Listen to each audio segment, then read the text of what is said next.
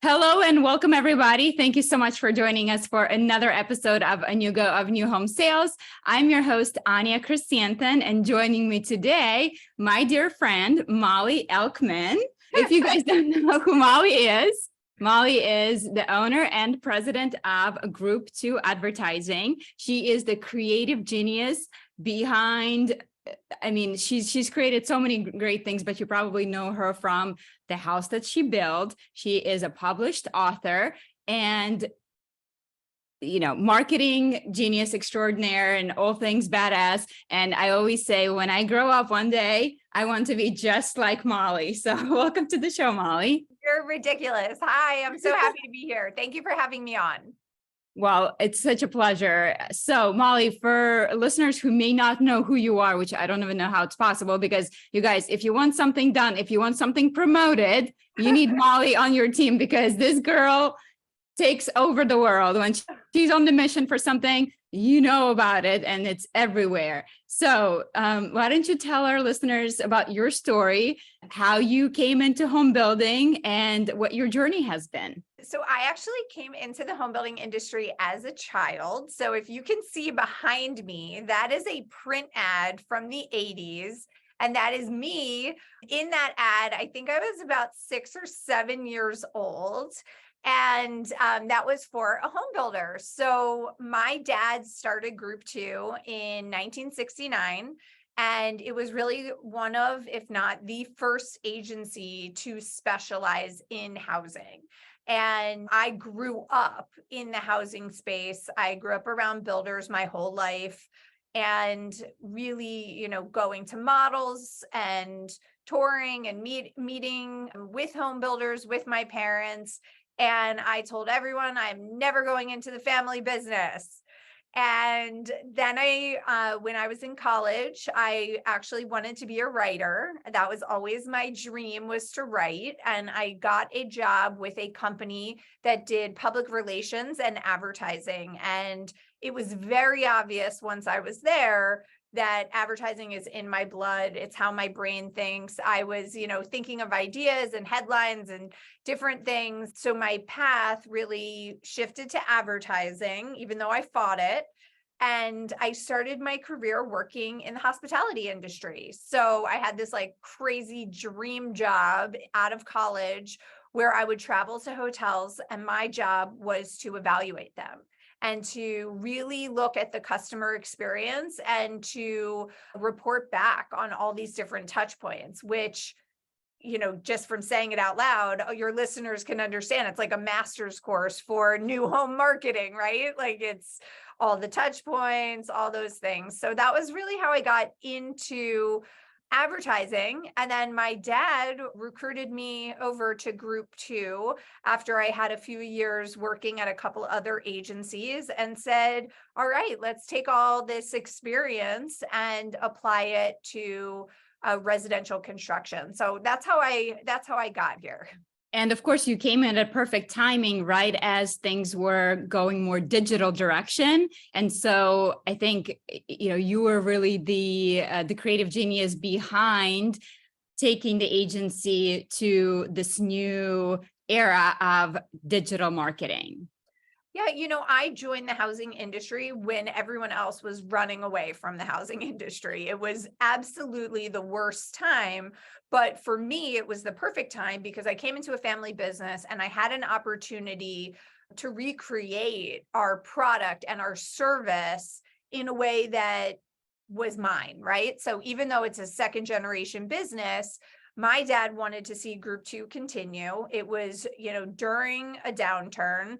So, he was so open to letting me try all the things. So when I first, talked to him about social media and blogging, this was a time where builders were really going out of business. A third of builders were going out of business.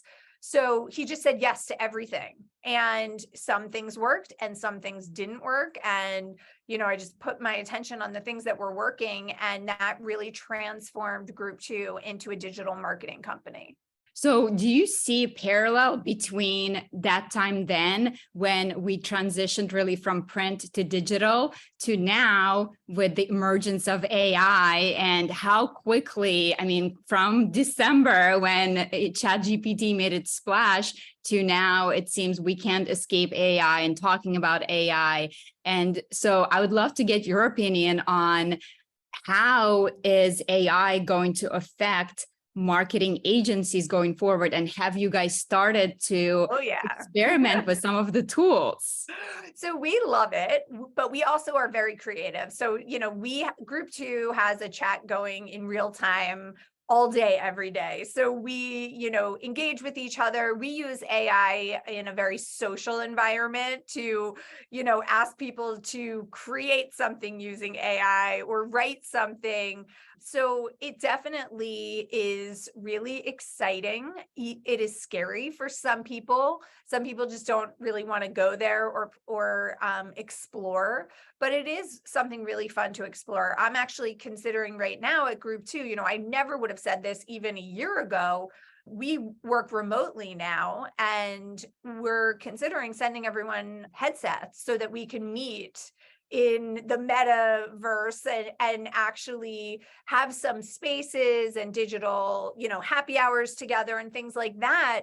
We're seeing other companies doing that, and it is a cost-efficient way for companies that are remote to stay connected to each other. So I don't think it's changing other mediums, but I think it is expanding our opportunity. I don't know that it's necessarily disrupting in a way that's like hurtful, like, back in the day, everyone's like, print is dead, it's all digital. I don't think that that's what's happening here. I just think, we're going from here to here.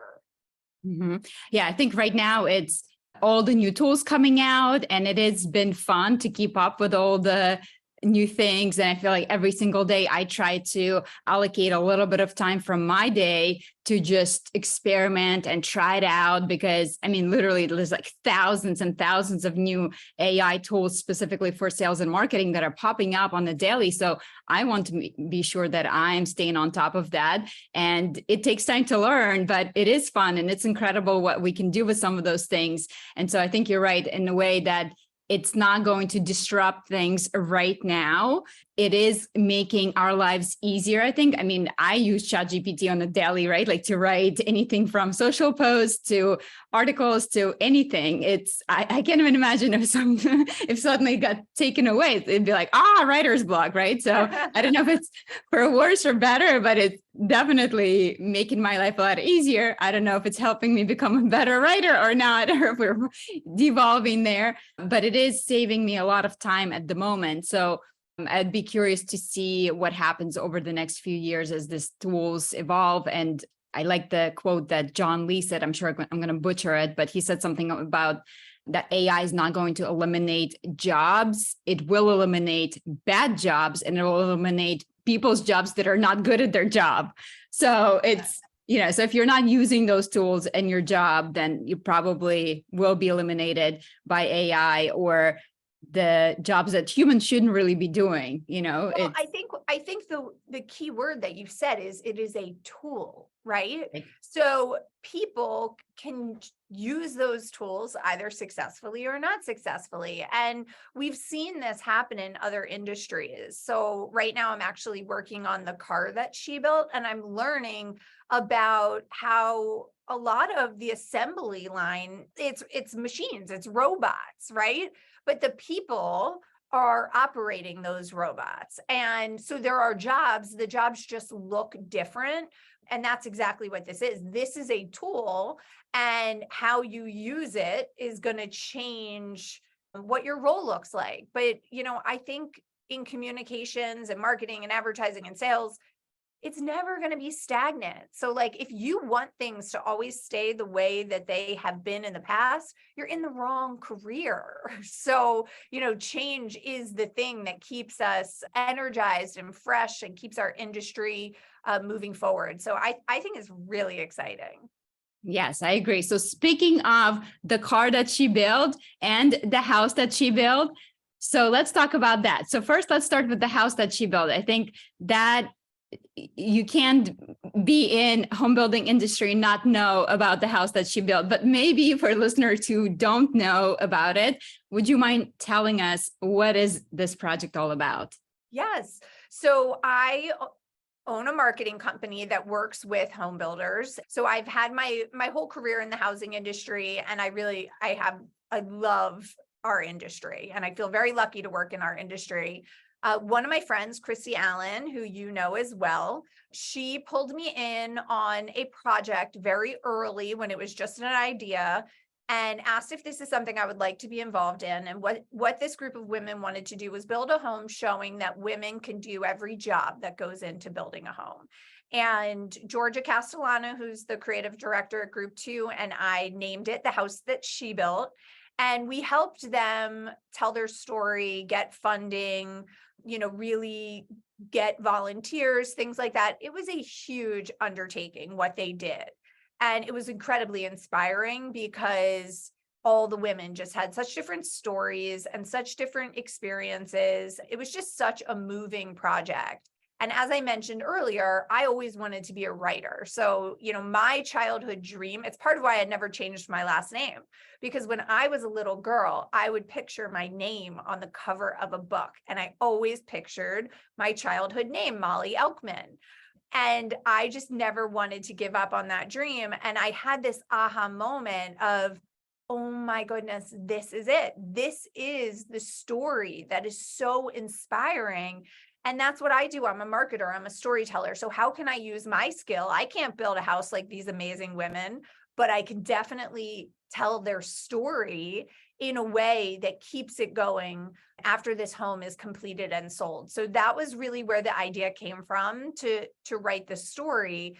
And then it really took a life of its own, so I knew our industry was going to love it. I knew women in the industry were going to love it, but I was completely unprepared for the educators in STEM who were going to love it. I was totally unprepared for the fact that I was going to have outreach from the American Institute of Architects and all the different trades, OD and plumbing, and just everyone who wanted to really bring this message to life. So it's really become a movement about inspiring girls, empowering girls, and then showing that these careers are genderless. Well, I think you should take credit for that. I'm not surprised at all because, as I said, if you want something done, if you want to be known, you got to hire Mollie, because this woman has been on the road for the last, what seems like 2 years, or since the book's been published. And you've literally taken the world by storm. Everywhere I look, it's the house that she built, the house that she built, the house that she built. So I think it's a huge, huge credit to you for what you've been able to accomplish with that, and for elevating our industry, and for giving the voice to all these women, and to giving opportunities for the future generation who never thought that, hey, I could do this or I could do that. And now you've given them a role model to look up to. So kudos to you for that. And I think you're super manifester. I mean, to envision your own name on the book and now to see it, I mean, what could be better? So what else are you manifesting? So a lot of things actually. And I'm a total believer in just like put it out there, right? Like put it out into the world. And if it sticks, it sticks. And if not, you move on. Right now I'm working on the car that she built, and that happened very organically. The automotive industry reached out and said, we want to replicate what you're doing in the housing industry in the automotive industry. Now I want to pause on that for a second, because when in the history of the world has housing been ahead of automotive, right? So never. this idea of housing being the leader in workforce development and elevating women and getting in front of children in that early elementary age, that is pretty exciting for the housing industry. So I basically, you were saying that I've been on the road for the past 2 years. I really have. I joke that I'm a professional volunteer, but I really am, because I believe in it so much. And when you believe in something, you don't really take no for an answer, right? Like you keep forging ahead. So yeah, there are a lot of exciting things in the works. I'll put some teasers out there that they haven't happened quite yet, but they are in the process. Discovery education curriculum in K through 12, access to classrooms around the country. The Macy's Thanksgiving Day Parade. We're working on some very exciting possibilities there. Girl Scout Patch, of course, is already up and running, and it's going really well. Potential museum exhibits where children can explore a space and actually hold tools and touch tools and see the process of a home being built from start to finish. There are really all of these exciting opportunities, and we need help, right? Like Anugo, I called you guys and I'm like, we're doing a Zillow listing and we need a digital tour. And you guys built this incredible game, right? You gamified the experience of walking through a home and meeting the characters. And I believe that everyone can participate in this, whether it's doing something like that or the Zillow listing, or, writing that big check, because we also need that. Yeah, well, kudos to you. I mean, I can't even imagine how busy you have been, but look at what you've been able to accomplish. It's freaking incredible. So tell everybody, where can they buy the book? And is the car that she built out, or when is that going to be out? Yeah, so you can visit thehousethatSheBuilt.com. That's where we have the book, the activity book, the puzzle, there's a jewelry line, there is merchandise. All of the proceeds go towards the mission of educating young people about careers in construction. So we are continuing to develop activities and curriculum. The website we're updating with those new activities and programs on a regular basis. So again, visit thehousethatSheBuilt.com. And as far as the car that she built, that manuscript is written, our cover is designed. Our next step is going to be illustrating it. So Georgia is preparing for that. We're actually going to visit a facility to see an assembly line and watch a car go through the assembly line so that Georgia can really get the movements so that she can capture them in a really authentic way. Our hope is that it will be ready for release in February. And then from there, the intent is to take this model and apply it to all industries that are STEM industries that need girls and need that workforce, because we do have a labor shortage, and it is not specific to housing. It's specific to many, many industries. Hey, you know what, with this AI, it's taking all the white collar jobs. So everybody can retool. So there you go. Become an electrician or do something useful where AI is not coming for your job just yet. So that is so amazing. So I can't wait to see what you accomplish with that. I mean, again, if you guys want something done, Mollie is the woman to get it done. I mean, I'm just amazed by, I shouldn't even say I'm amazed, because I know what a force you are. And I am so proud just to know you and to be around you. And you've always been, like I said, so generous with your time. And when I came into this industry, I felt like you really embraced me and were always offering help. And how can I elevate you? How can I help you? And so, it's no surprise that you're getting this huge karmic wave of just support, and everybody's on board. And it's, again, I'm kudos to you for doing this. So I want to switch gears a little bit and talk about the upcoming Jeff Shore's Sales and Marketing Summit, which is going to be happening this July. So it's coming up quickly. We're already in June. It's insane how fast time flies when you're having fun.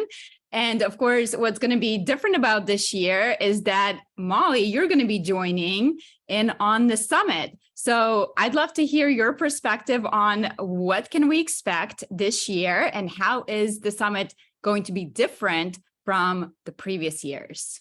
So first of all, if you haven't registered and made your plans for the summit, it is the best event that exists in the housing industry. And I will tell you, last year was my first year going. And the whole time it was like my mouth was open, my jaw was on the floor because I just couldn't believe how incredible the event was. And Jeff has been doing this for a long time.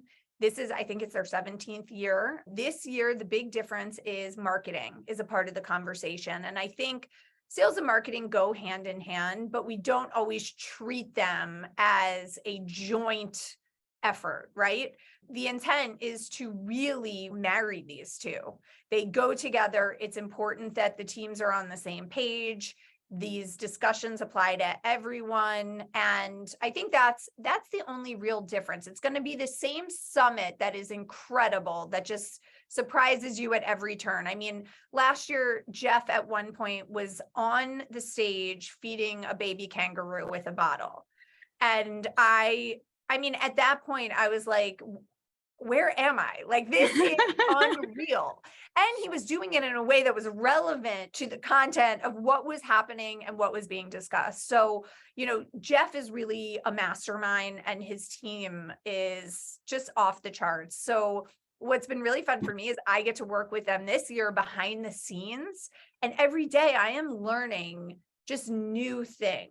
Like, I'm learning how they think and how they write and how they create content. And it's just, that to me has been the most exciting part, because I'm getting to share space with really smart people who are putting so much attention and time into everything that is going into this event. Like, it is just going to be incredible. I can't even emphasize it enough. So I am really excited. Obviously, you guys are a sponsor, and I'm thrilled to see all of you there. And there's an expo center where people will mingle and network, and the content is just going to be off the charts. Yeah, so we're very excited. We're sponsoring for the second year this year. And last year was my first time attending Jeff's event. And just like you, I was completely blown away. It was such a production, right? I've been to lots and lots of events. I mean, you guys know I'm always on the road, traveling to different conferences. And this was on the next level. The production value, it was like, wow, okay, this is a professional event. Yes. Every single second is coordinated. Everything is just done so nicely. And you can tell that they put so much thought and effort behind every single little detail. So if you guys haven't already registered, I do have a special deal for you as a listener of this podcast. You can get one ticket and get one free. So you can bring both your sales and marketing team members to this event. All you have to do is go to anugosell.com/Jeff. And when you add 2 tickets at checkout or more, just use code ANUGO and watch that price drop to buy one, get one. So it's an incredible deal. You won't get that deal anywhere else. So be sure to take advantage if you haven't already registered. So speaking of different content this year, so obviously we're going to be talking about sales and marketing, which I think is so important, because there's always been such a disconnect between sales and marketing. They sit in separate areas. Yep. They sometimes don't talk to each other. So I've always been a big proponent of sales and marketing really having a close communication, because who knows your customers better than salespeople, and who can deliver a better message than your marketing people. So they should definitely work together to create that message that resonates and be on the same page. So as far as the content goes, what can our listeners expect to learn at this summit? Yeah, so we are definitely going to be digging into sales and marketing, obviously, what is most relevant today. So what's fascinating to me is the Shore team creates brand new content every single year. That I never really realized this, but they're really a curriculum company. I mean, they create a workbook that will become so useful. So everything that's talked about verbally throughout the summit also has activities and ways to apply it in real life And it's really a fascinating approach. I've never gone to a program where for 2 full days I was completely captivated. And it's like what you said, it's intentional, right? Like this is what they do. They create curriculum, they create training programs. So this isn't like just going and hearing a bunch of people talk. It is very meticulously thought out to go in a very specific order, to keep it engaging, but to also make sure that everyone has this incredible workbook to take home and apply. I would just expect to come and leave being more excited, re-energized, ready with very specific tactics to implement that are going to make you better. Trust me, I know it is hard to find time to participate in all the things. And we all have to say no a lot. This is not one of the things that you should say no to, like genuinely.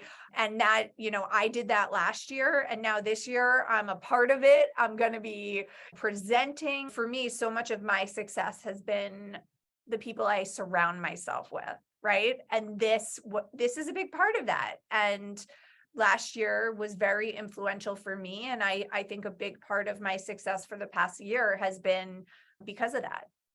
And so you guys, obviously, if you're in sales, you've probably been coming to the event for years and years now, and you know the value that Jeff's team provides. But if you are in marketing, this is definitely your opportunity to come to the event this year and not only learn from Mollie, who is the top leader in all things home builder marketing, but also immerse yourself with other marketing leaders from all over the country so that you're in the same room with sales and marketing. I obviously love all the sessions and all the things that are happening on stage, but I think at these events, some of the best things that you learn and you take away is the backstage. It's the bar conversations where you get to know people one-on-one, and you sit down and you get, hey, I'm running into such and such problem. Have you dealt with this? And the best thing about this is because there's so many people I think this year is going to be the biggest event they've had with 700 participants? So much more. It's going to be more. I think it's going to be 1,000. Wow, that's insane. So it's going to be a lot of people from all over the country. So you can definitely find and connect with people who are not directly in your market, who are maybe going through the same issues or situations that you're dealing with, and somebody who's few steps ahead of you that you can reach out to and make those lifelong connections. Some of my best friends in this industry are people that I met at these sorts of events, because you go, and you instantly click with some of those people and you stay friends. And now if I have a question or I'm not sure what to do, I know who to call because I have such a big network of those individuals. So I think that is probably, for me personally, is the best part of these events, is the networking and all the behind scenes that are happening there. So I have to chime in because Anya is a master networker. For most people, it can be like networking is like a little intimidating, or, you get a little socially insecure. And when I go into these events, I literally try to channel you because thank you. You are so good at it. And I think one of the things that we're actually talking a lot about is how are we going to cultivate an environment where that maximizes networking and takes away any awkwardness by having, some really thought-provoking questions or things that get people talking and engaging. And I think that's because of exactly what you said. The value of networking is just immeasurable, but it's something that most people don't have a natural skill set for. So we're really working on channeling Anya into our getting the networking happening. Well, believe it or not, I'm actually not a natural networker. I am an introvert. And so I feel really awkward in a lot of those situations. So I really have to force myself to do it. And, I work from home, so I literally don't see any humans outside of my own family until it's the weekend or something. And so when I go to these events, it's like, okay. And it can be overwhelming and overload. So I'll give you guys 2 pieces of advice that I always try to implement when I go to these things. So number 1 is I never sit at the same table. So if it's lunchtime or if it's even sitting at, during a learning session, if you have an opportunity to sit whatever and it's not an assigned seating, I would choose to go to a table where I don't know anyone or a table where I don't know as many people. So I would never be like, oh, hey, Mollie, let me sit with you. Not that I didn't want to sit with Mollie and catch up, but I do it intentionally because the whole purpose is to network and get to know people. Right. And what better way to get to know somebody is sit down for lunch, say, hey, is this seat taken? Hey, people are usually really good at starting conversations. And so this is a great way to meet new people just by sitting at a different spot. Try to sit somewhere where you don't know someone. And the second thing I will tell you, and that's something that drives me crazy, is when you're standing in a circle and you're talking, maybe it's at a bar, maybe it's, between the sessions or whatever, and you're standing there with a friend or catching up, or maybe it's the colleague or whoever, the vendor, and somebody's coming in and sort of, I don't want to say cuts into your conversation, but they stop by and then nobody acknowledges that person. They continue to talk. This is so cringy to me. So I will say I've been in those situations where I don't know anybody and I'm trying to make my way and say hi to people and meet somebody, and you kind of awkwardly cut in and people continue to talk and don't even acknowledge you. So I will encourage you all, if you see someone and they're trying to network and you're talking to somebody, first thing I do is I grab them and I say, hey, I'm Anya. What's your name? Let me introduce you to so-and-so. Make them feel welcome, because you would want the same thing for you. So don't just continue talking. Don't ignore the person. You never know who this person is. People remember those sorts of things. So yes. Try to welcome. I love that advice, because we all can relate to that like awkward moment of trying to fit into a conversation. And then you're like, cool, I'm here. I was worried you were going to say something about body language, because so I am a very friendly person, but I like my natural stance is I cross my arms. Yes. And it is how I'm comfortable. And I'm not doing it to be off-putting, but it is an off-putting stance. So I tend to what I try to do is I try to make sure I'm smiling, so that I don't look like this like miserable, like stand in a corner with my arms crossed, because that is how I stand. Like I want to be comfortable, but I also do want to talk to people. So I love your advice. That is so good. And you do that. And it is part of why people gravitate towards you. Now, I will say, if you try to not have lunch with me, I'm not going to be happy with you. Well, you have to come and find me where I'm sitting with a group of people that I don't know, so I can introduce you to everybody, which Perfect. I'm sure everybody will know you. But yeah, speaking of the body language, that is great advice. When you walk into the room, I almost I have to take a second and shift my body language, because we all are, especially going into uncomfortable situation. You're naturally like, maybe kind of like doing some weird things with your body, or crossing arms, like you said. And crossing arms is such a common position for a lot of people, but it actually can make you look not only not approachable, but also insecure. So I've been studying body language and how to project that confidence. And so one of the best things you can do is uncross your arms, pull your shoulders back so you're standing nice and tall, and smile. When you walk in to the room and you're smiling and, you have your shoulders back, versus somebody walking in with their arms crossed and kind of looking around on their phone, there's a big difference in that and what you're projecting. So you guys, we hope that you will join us at this incredible event.